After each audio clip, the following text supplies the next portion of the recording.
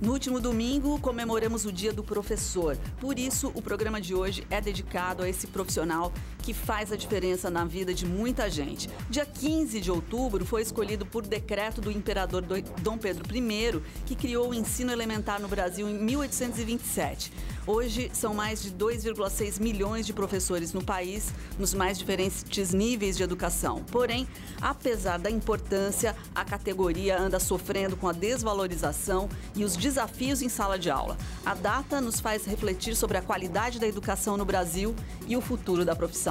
E esta é a pauta do Viva Voz de hoje, que está no ar pela rádio e pela TV Univale. E hoje quem me acompanha é a acadêmica de jornalismo, Luana Amorim. Oi, Luana. Boa tarde, Liz, e boa tarde para você que está nos acompanhando em mais um Viva Voz pela rádio e também pela TV Univale. Lembrando que você também pode participar do nosso programa através das redes sociais. O nosso Instagram é o @VivaVozUnivale e a nossa página no Facebook é facebook.com/VivaVozUnivale.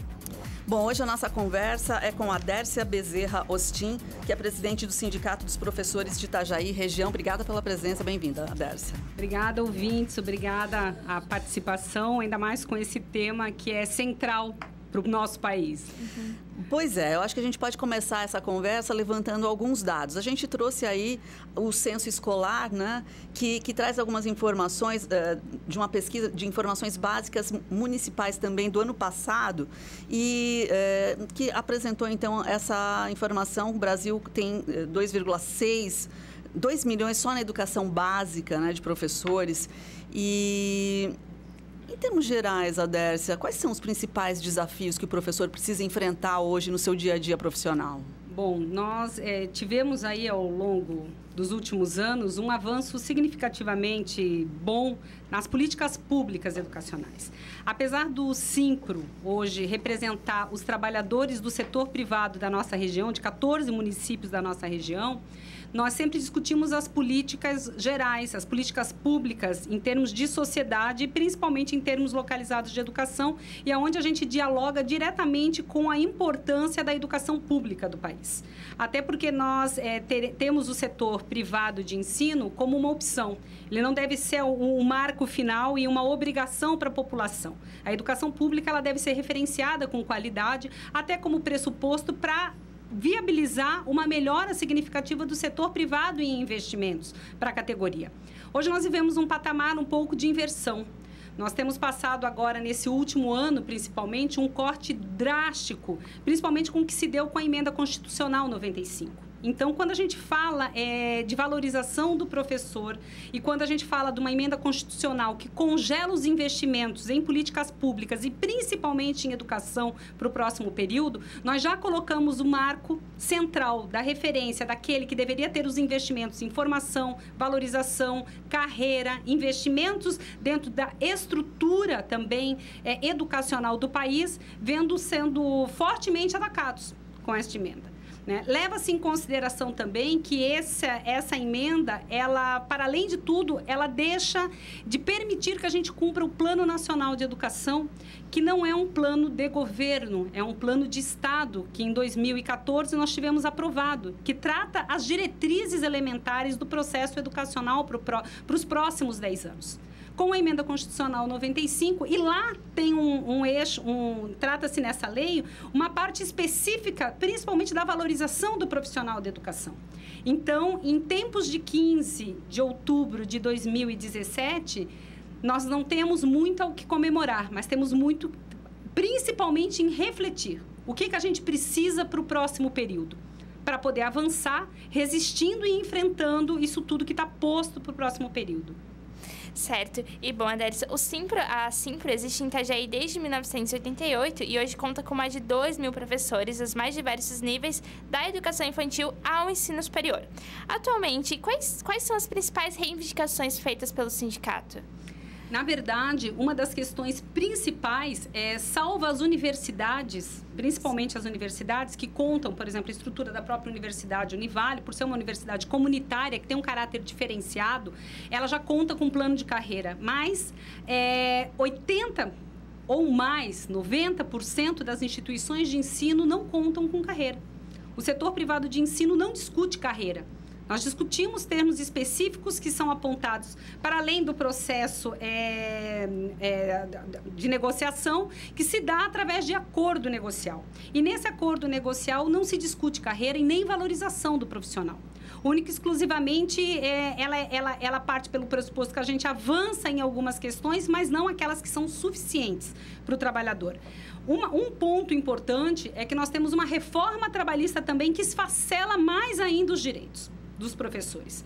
E nós temos aí uma segurança, ainda um patamar do que não foi ainda avançado, que é a previdenciária, que também discute principalmente a perda da questão da aposentadoria que o professor tinha como regra, os 25 anos, 30 anos, dependendo se era da educação básica ou do ensino superior, homem ou mulher. Né? E nós, fazendo um recorte rapidamente na previdenciária, só para a gente fazer uma leitura do que acontece no setor privado, no setor privado, qual é o professor com 65 anos de idade que vai estar dentro da educação infantil? Onde é volátil, onde não há concurso público, apesar também disso, dentro da rede pública está sendo discutido a retirada do concurso público. Então, nós temos aí uma perda significativa de direitos. Nós temos isso num recorte da previdenciária que ainda não foi aprovada, mas nós temos mais de 200 direitos retirados dentro do que foi aprovado na reforma trabalhista. E nós estamos tratando do professor no mesmo patamar de qualquer outro empregado. E isso não quer dizer que o professor tem que ter uma categoria elevada ou seria, né, uma categoria diferenciada. O que nós estamos falando é das relações de trabalho que se estabelece com o fazer do professor, que ele não é determinante. Nós não fabricamos panetone, eu sempre digo isso. Nós não trabalhamos por estação, nós não vendemos roupas da estação, nem fabricamos panetone e nem trabalhamos em fast food. Nós temos aí uma concepção de carreira determinada em anos letivos, em semestres letivos, e uma concepção de construção e, principalmente, de modificação da sociedade. Dentro disso, nós temos também aí o que tem sido discutido em vários municípios e vários estados, que é a questão da lei da mordaça, né? Que é coibir a cátedra do professor. Né? Vamos lá, a gente não pode mais ter a questão da expressão. Então, por isso que eu ainda ressalto. Esses são os principais objetivos nossos daqui por diante. Garantir e estabelecer aumentos de trabalho, ampliação de direitos, coibir qualquer forma de perda dessa relação do professor com o seu fazer, dessa identidade do professor. Nós não podemos perder a identidade do professor. O que é ser professor, o que é ser professora.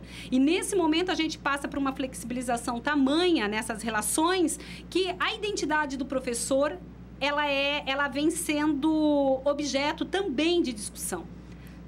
Bacana você falar sobre isso, porque nós levantamos aqui 171 escolas privadas e públicas em Itajaí, não sei se você tem algum outro dado. E qual é o perfil dos professores que estão atuando aqui? Eu falei Itajaí, mas tem toda a região, você citou 14 municípios que o sindicato também apoia e representa. Qual é o perfil, em geral, dos professores que atuam nessa nossa região aqui? Nós temos, nesse momento, para além de sempre fazer uma reflexão bastante profunda da qualidade dos nossos professores, porque os professores do setor privado, eles são, eu sempre digo que eles são guerreiros, porque a grande maioria, aquilo que eu digo, a gente sempre é importante fazer um recorte do que é a universidade, como se instala a própria universidade aqui, Univale Central, na relação de carreira. Mas no restante dessa concepção da representação nossa, porque os investimentos são feitos por conta. Eu vou dar um exemplo meu, prático, que eu tenho usado muito. Por exemplo, eu há 23 anos atrás fiz uma opção de migrar. Eu era concursada do serviço público e passo para o setor privado. E, naquela época, vamos fazer uma variável de salário se fosse hoje, atual. Né? Eu teria aí uma variável de salário naquela época no município, vamos supor, de R$ 1.600, porque estava ingressando na carreira.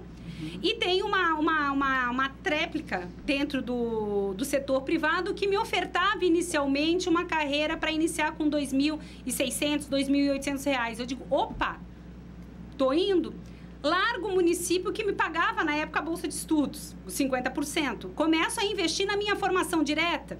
Isso é uma questão. Hoje, a maioria das minhas companheiras permanecem no município, muitas das companheiras permanecem no município com 5, 6 mil, dependendo da sua carga horária e dependendo da concepção de carreira que o município oferta, né? Mestrado, doutorado, pós. Eu fiz tudo isso e permaneço no setor privado com o mesmo salário inicial, porque não há carreira na instituição de ensino. Então, na grande maioria, o perfil dos nossos profissionais são aqueles que investem na sua formação, mas não têm o reconhecimento. Fazendo esse recorte, é importante colocar. Na contrapartida, nós temos um fluxo também agora de professores, e eu poderia dizer um refluxo dentro do setor privado, de professores que começam a procurar a rede pública para ingressar. Há uma necessidade de reconhecimento do patamar onde eu posso chegar. Então, são questões bastante pertinentes. O setor privado, na sua grande maioria, acaba salvo algumas estruturas maiores, mais consolidadas, porque nós vamos ter vários tipos de colégio, nós vamos ter aí os confessionais, nós vamos ter os religiosos, né? Nós vamos ter aquele único exclusivamente de cunho privado, as comunitárias aqui nessa região que a gente atende. Então, nós vamos ter várias concepções de contratação. Então, por isso, a gente também encontra vários perfis. E dentro dessa leitura, a gente observa que, principalmente aqueles que são única e exclusivamente de caráter privado, é praticamente o que a gente sempre condena. A educação não é mercadoria, mas a concepção instalada em muitos desses estabelecimentos de ensino é única e exclusivamente de clientelagem. Né? E isso perde um pouco dessa identidade do professor, e o professor também acaba não se fidelizando com aquele saber, nem com aquela estrutura, com aquela instituição de ensino. Então, nós temos acompanhado também, nesse último período, que é interessante, um grande número de rescisões na entidade sindical, de professores que têm se desligado ou migrado para a rede pública. Então, o perfil, eu percebo também que parte do pressuposto de uma conscientização. Quando os professores migram para a rede pública, eles se reconhecem como professor e estão em busca de um reconhecimento. Né? Quando ele se desliga, porque ele se decepcionou com a profissão, que também acontece, mas o número é muito menor. Então, eu acho que também, por mais que a gente esteja vivendo momentos de golpes, de um golpe profundo nessa intervenção da educação, nós estamos também, de repente, vivendo um momento de reorganizar essa estrutura e de poder, então, se entender como profissional de educação e resgatar essa valorização. Certo, Adércia. E agora a gente vai, então, para um rápido intervalo e daqui a pouco a gente já volta. Hoje, Vavá está falando com a presidente do Sindicato dos Professores de Itajaí Região, Adércia Bezerra Rochin, e o tema de hoje é o Dia do Professor. Essa convidada é a Adércia Bezerra Rochin, que é presidente do Sindicato dos Professores de Itajaí e Região. Bom, Adércia, uma das bandeiras do movimento Todos pela Educação é lutar por melhorias na formação e na carreira do professor. De acordo com dados do Censo Escolar de 2015, quase metade dos professores do ensino médio do país não tem formação na área que ensinam. Como resolver a situação e garantir melhores condições de trabalho para os professores e também melhorar na qualidade da educação para os alunos? É aquilo que eu um pouco discorri na tomada anterior, né? Formação e valorização. Nós estamos falando principalmente de um espaço, quando tratamos da relação do setor privado, não da rede pública. Sim. Do setor privado, a gente fala que esses professores não têm carreira. Então, eu apresentei agora em Buenos Aires, num seminário internacional, na semana passada, um dado bem pontual, né? Nós temos aqui, só no Brasil, no ensino superior, nós temos 75% dos nossos alunos, mais de 75% dos nossos alunos, cursando o ensino superior no setor privado. Na educação superior. De cada 4 alunos, 3 estão dentro do setor privado. Quando a gente pega a relação de trabalhadores de educação da rede pública e a sua formação, agora casando com a formação, que é o que tu colocas como pergunta, nós temos em torno, não precisamente, mas em torno de 48% de doutores na rede pública, mais de 56% dentro no mestrado e os especialistas. Já no setor privado, há uma inversão na valorização do professor. Nós temos em torno aí de menos de 20%, praticamente, chegando a 30% no doutorado e 40% no mestrado. Então, Então, a maioria dos professores, por falta de investimento na valorização, por isso isso é uma pauta principal, e quando a gente fala de valorização, nós já estamos atrelando a carreira, e carreira significa, dentro do seu projeto de concepção salarial, você tem um aporte específico para isso, ou de promoção dessas instituições de ensino, nós estamos falando que esses professores nem sequer são incentivados à carreira. Deixa eu aproveitar esse gancho, e você já mencionou a sua participação em alguns eventos internacionais, e a gente sabe que você coordena a Secretaria de Assuntos Educacionais da Confederação Nacional dos Trabalhadores em Educação, né, Adércia? E você participou há pouco também de um outro evento chamado Resposta Global frente à Privatização e Comércio Educativo, né? Eu queria que você dissesse para a gente o que foi discutido nesse evento. Bom, nós tivemos aí vários países da América Latina discutindo a privatização e a forma como está atrelada essa privatização nos diversos países, das diversas formas. Como que os grandes grupos econômicos também estão entrando dentro dessas... E como eles se aproveitam também de algumas fragilidades. Quando a gente fala de grandes grupos econômicos, vou citar o companheiro que fez o companheiro Gabriel, que é o coordenador dessa campanha mundial, que é de Bruxelas. E ele colocava que o Grupo Pearson, que é um dos grupos, eles estiveram agora na Síria, há um tempo atrás, e eles foram naqueles campos de refugiado, e disse assim, não há como ficar impune, né? Não dá para nós ficarmos aqui olhando isso sem nenhum flanco de tristeza nos olhos. Mas tem um projeto educacional para esse país. Né? E leva-se em consideração em um dos países, dos modelos que são instalados, e isso é para falar um pouco da perversidade do setor privado num olhar mais amplo, como o que a gente tratou lá. Na África, por exemplo, há alguns programas de estudo que, por exemplo, eles ofertam, esses grandes grupos econômicos, por R$1 por dia, para os estudantes estudarem. Só que R$1 por dia, eu estou usando a lógica nossa, é muito dinheiro lá. Sendo que é muito dinheiro, vamos supor que uma família tenha 5, 6, eles mandam um menino. O restante fica todo excluído do processo educacional. E, resumindo, eles sugam até o último R$1. Seríamos, no nosso caso, se fosse, seria o último R$1. Não há um projeto pelo setor privado apresentado em grandes grupos econômicos que realmente seja para minimizar os impactos das desigualdades sociais ou investimento em políticas públicas, educacionais, de saúde, social, que não tenha relação com a compra do produto. Então, é isso que tem que ser discutido. A compra do produto, ela tem sido feita em larga escala e de várias formas. Nós temos aqui também, em muitos espaços nossos, aqui no nosso país, os municípios, por exemplo, quando não é ofertado, município e estado é ofertada a educação pública. Mas a maioria dos projetos educacionais já vem de grandes grupos econômicos. Se compra os materiais, se compram as apostilas, inclusive o próprio projeto, o PPPP, né, o Projeto Político Pedagógico, de grupos que ofertam. Então, já é aquela parceria público-privada. Então, esse foi o diagnóstico, que em larga escala, e principalmente na América Latina, aos olhos do que aconteceu no Chile, e isso em alguns momentos um impacto interessante que dá, é que, por exemplo, o Chile agora com uma retomada de discussão do que foi a reforma trabalhista lá e do que eles estão passando e do que é a educação do Chile via voucher, e o quanto isso é difícil na concepção do fazer social e da percepção de que aquilo não é o que é importante, né? Que a educação pública deveria ser patamar de primeira mão. Tirar da sociedade isso é muito difícil. Tá? Certo, professor. E bom, no início do ano, o presidente Michel Temer sancionou a lei a respeito da reforma do ensino médio. Segundo a lei, a lei determina que 60% da carga horária seja ocupada obrigatoriamente por conteúdos comuns da Base Nacional Comum Curricular, enquanto os outros 40% sejam ocupados por disciplinas optativas. Durante todo o trâmite da proposta, ela recebeu diversas críticas na internet, redes sociais, enfim. Bom, professora, como que então a categoria, como que os professores reagiram com a notícia, então, da implementação dessas novas mudanças?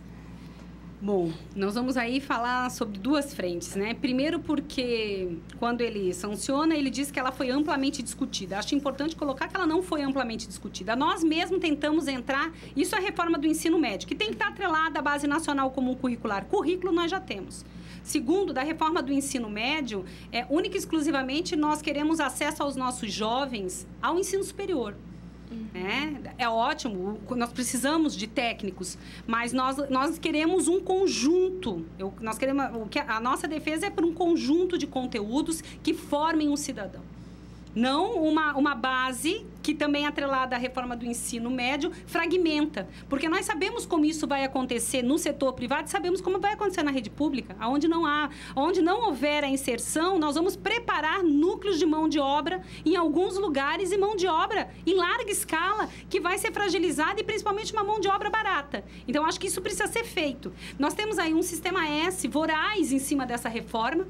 Então, ela é privatizante, inclusive para a relação da rede pública. Ela é altamente privatizante, ela tem esse cunho privatizante. Nós temos aí uma propaganda belíssima no intercalar ali da novela das 9. Nós temos vários jovens, mas se a gente olha a estrutura de trás daqueles jovens, todos muito bonitos, uma estrutura escolar que não de perto diz as nossas estruturas das nossas escolas públicas. Ela coloca num patamar de avanço, de um imaginário de que é lá que eu vou chegar. Nós tivemos agora milhões de ingressos via programas sociais, ProUni, FIES, Ciências Sem Fronteiras. Tivemos alunos nossos levando pesquisas nossas do nosso país para fora, tendo a oportunidade. Então, nós não estamos mais discutindo de investimentos para dentro. Nós estamos falando principalmente nesse recorte. Então, há ainda, principalmente por parte dos professores, ainda um não entendimento de como isso vai se dar. E nós temos duas realidades. Uma da rede pública, que está posta para o próximo período, e uma do setor privado, que talvez considere toda essa grade. Mas nós já temos currículo. Nós temos currículo. O que nós queremos é um conjunto, e que nós queremos, principalmente, garantir a formação do cidadão completo, não fragmentado, e que ele tenha acesso, principalmente, ao ensino superior. Dércia, vamos ver se dá tempo da gente abordar ainda mais outro assunto que está quente. É a questão do ensino médio integral, que já foi liberado aqui pela Secretaria de Estado de Santa Catarina. No mês passado, já houve a liberação de 20 escolas que estariam já aptas, escolas do Estado, né, aptas a receber, então, esse novo formato do ensino médio integral. E, paralelamente, aqui em Itajaí, a gente vive uma discussão que também envolve a escola integral, que é a questão da falta de creches, né, para os alunos. Eu não sei até que ponto o sindicato tem acompanhado essa discussão, essa situação, né? Inclusive, a secretária de Educação, a Elisete Furtado Cardoso, esteve aqui na rádio explicando sobre essa proposta de compras de vagas para quem ainda não consegue, e também a questão de não haver mais creche integral, né? Em tempo integral, para que haja vaga para todos. O sindicato tem acompanhado essa discussão? Como é que você vê isso? Bom, é aquilo que eu falo, a gente sempre faz uma leitura muito ampla, até porque a nossa atuação quanto entidade sindical, ela não pode ser umbilical, ela precisa ser muito mais ampla que isso. E o que nós temos, assim, de entendimento, que é aquilo que eu falava, da compra de vagas, num primeiro momento, ela parte do princípio que ela é interessante para aquela mãe que não tem onde deixar o seu filho. Né? Mas ela também parte do princípio que nós estamos abrindo mão dessa responsabilidade. Quando você compra uma vaga, é aquilo que nós que conhecemos a realidade de muitos desses lugares que estão sendo compradas as vagas, ela não vai te ofertar uma série de coisas para aquele trabalhador. Eu acabei de relatar uma série deles. Comprar uma vaga não quer dizer que você está comprando qualidade de ensino. Não quer dizer que você está comprando a valorização para aquele profissional, a qualidade para aquela criança que está entrando e para aquele profissional. Por mais que isso tudo seja bom aos olhos da população, e essa é a palavra, isso parece confortar os pais que estão na fila há muito tempo, nem sempre isso é um bom sinal. Né? Porque a gente começa a perder essa relação de controle sobre a educação do município, do Estado.